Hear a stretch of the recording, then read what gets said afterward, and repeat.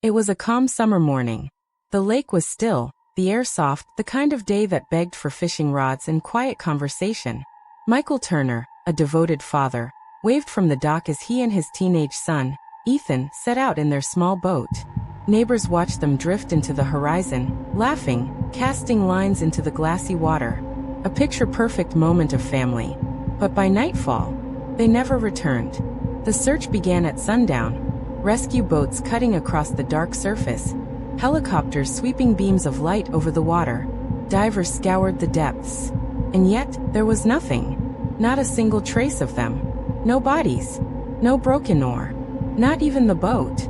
It was as if the lake had swallowed them whole. And for 15 years, their disappearance became the town's ghost story. Whispers of a father and son who vanished into thin air. Until one autumn morning, their boat drifted back to shore. Not ruined, not aged, not even scratched. It was in perfect condition. Inside were 2 sandwiches still wrapped, 2 life jackets folded neatly, and a journal, with a final message scrawled in shaky handwriting. We're not alone out here. Michael Turner wasn't the kind of man who vanished. He was steady, dependable, a high school math teacher who lived for routine. His son Ethan was 14. A boy in that strange space between child and young man.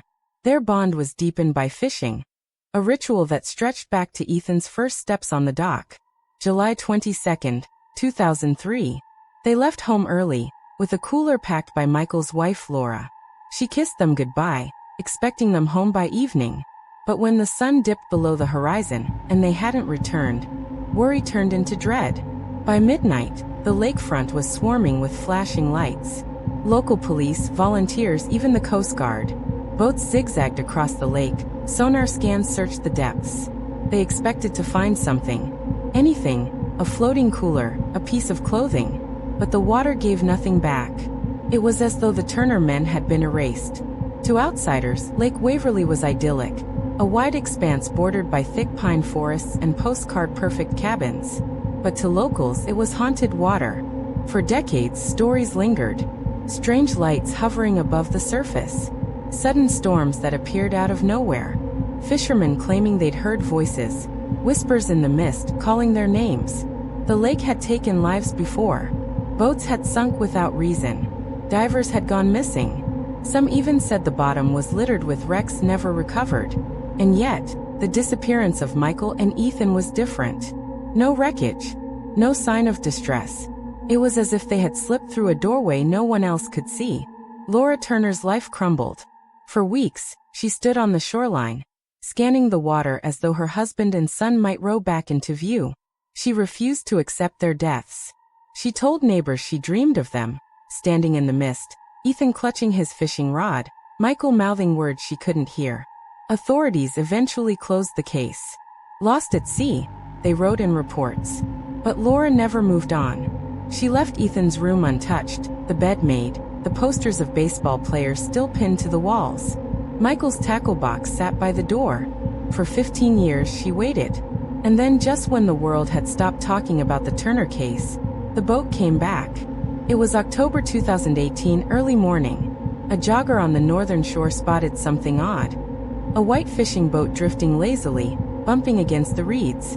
When deputies arrived, their jaws dropped. The boat was Michael's.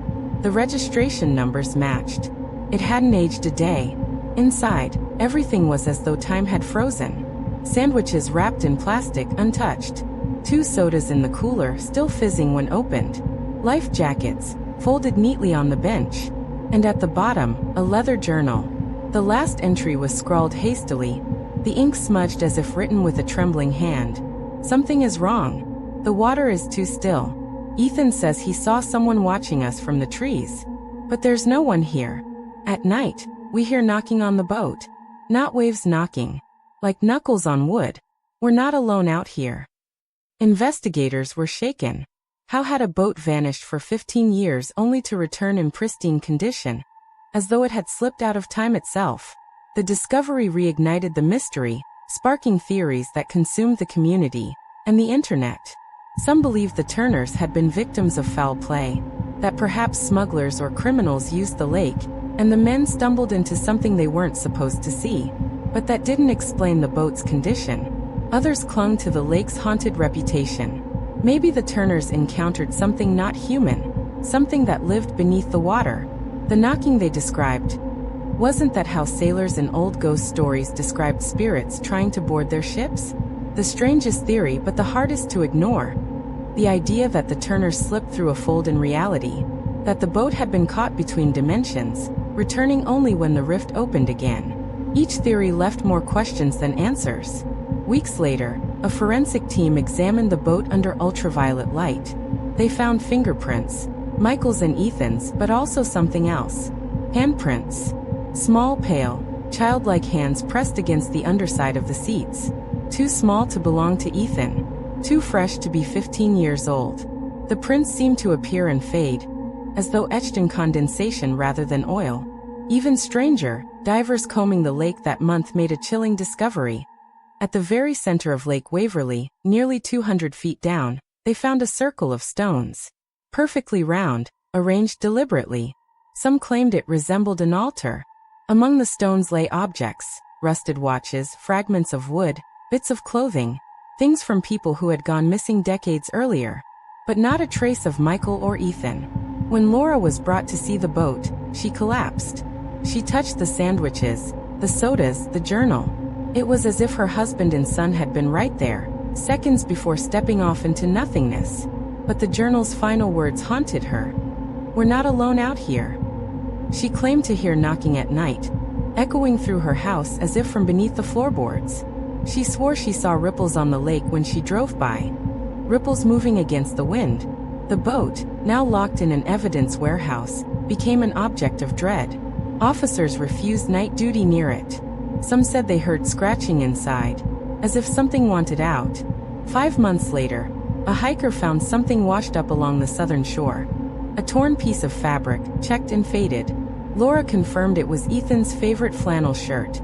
Tangled in the fabric was a fishing lure, one Michael had carved by hand. DNA tests confirmed it. The shirt had been submerged recently, not for 15 years but days. It was as though father and son were still out there, suspended in a place just beyond reach, brushing against our world from time to time. Today, the Turner case remains unsolved. The boat sits in a sealed warehouse, studied by specialists who admit they have no answers. Laura, now older and frilier, still believes her family is alive, just not here. In interviews, she says, "The lake didn't take them. It's keeping them. And one day it will give them back." As for Lake Waverly, it is quiet again. But those who live nearby say that some nights, if you walk the shore at dusk, you'll hear it too, 3 soft knocks, echoing across the water. Michael and Ethan Turner set out for a day of fishing, a simple father-son trip.